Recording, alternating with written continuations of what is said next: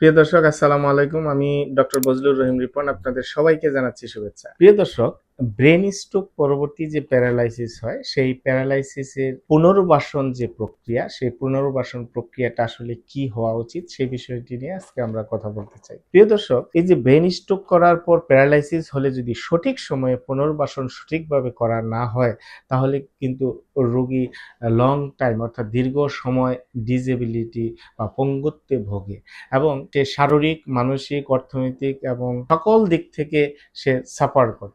সুতরাং আমরা যদি ব্রেন স্ট্রোকের পর যে প্যারালাইসিস হয়, সেই প্যারালাইসিস রোগীকে যদি সঠিক সময়ে সঠিক জায়গা থেকে পুনর্বাসন করতে পারি, তাহলে কিন্তু সেই রোগীর চলাফেরার সক্ষমতা দ্রুত বাড়ে, তার কাজকর্ম করার সক্ষমতা দ্রুত বাড়ে এবং তার ডিসেবিলিটিকে সহজেই প্রতিরোধ করা সম্ভব হয়।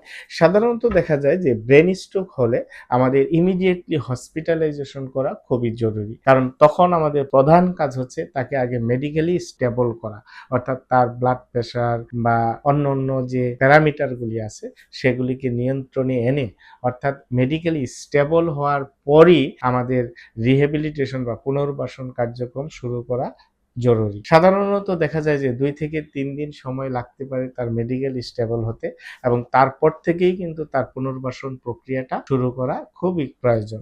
যেমন ধরেন তার বেড মোবিলিটিটা বা পজিশনিংটা, প্রপার পজিশনিংটা আফটার স্ট্রোক খুবই জরুরি, এবং তার জয়েন্ট যাতে শক্ত না হয় এই জন্য প্যাসিভ মুভমেন্ট করানো এবং তার বেড মোবিলিটিগুলা ট্রেনিং দেওয়া, হ্যাঁ, তার সিটিং ব্যালেন্সটাকে বাড়ানো, এগুলি আমরা প্রাথমিক পর্যায়ে করতে পারি। তারপরে আস্তে আস্তে পর্যায়ক্রমে তার মোটর রিলার্নিং থেরাপি যেটাকে আমরা বলি, যে নতুন করে আবার ব্রেনকে তার মুভমেন্ট শেখানো, এবং নিউরো ডেভেলপমেন্টাল ট্রিটমেন্ট যেটাকে বলি, যে অ্যাবনর্মাল মুভমেন্ট প্যাটার্নটাকে কমিয়ে আনা, নর্মাল মুভমেন্ট প্যাটার্নটাকে শেখানো, এবং কনস্ট্যান্ট ইনডিউস মুভমেন্ট থেরাপি, অর্থাৎ আমাদের যে ভালো হাত থাকে সেটাকে অফ রেখে বা বেঁধে খারাপ হাতটিকে ব্যবহার করে হাতের কাজটাকে ইমপ্রুভ করা, মুভমেন্টটাকে বা ফাংশনটাকে ইমপ্রুভ করা।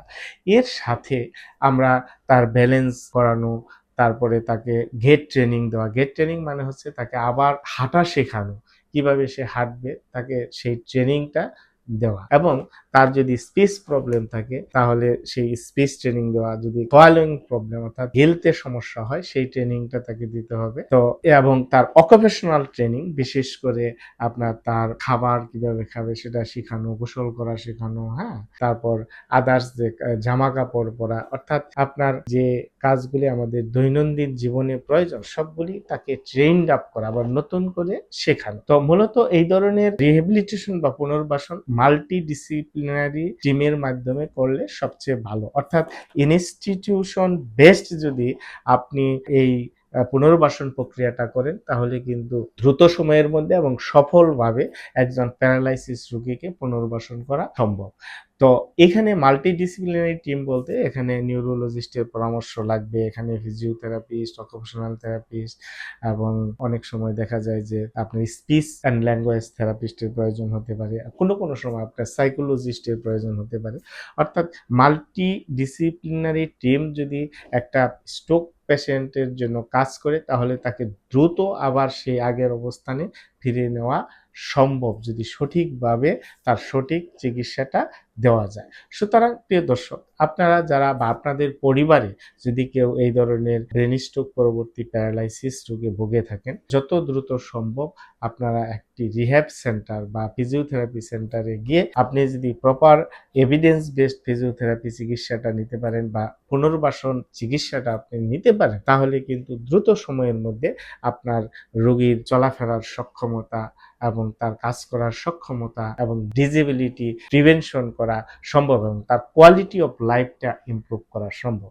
সুতরাং প্রিয় দর্শক, আপনাদের পরিবারে বা আপনাদের মধ্যে যদি কেউ এরকম প্যারালাইসিস রোগে ভুগে থাকেন, আপনারা দ্রুত সময়ের মধ্যে একটি রিহ্যাবিলিটেশন সেন্টার অথবা ফিজিওথেরাপি সেন্টারে আপনারা অবশ্যই যোগাযোগ করবেন, এবং সেখান থেকে আপনি চিকিৎসাটা নিলে আপনি দ্রুত সুস্থ হয়ে যাবেন।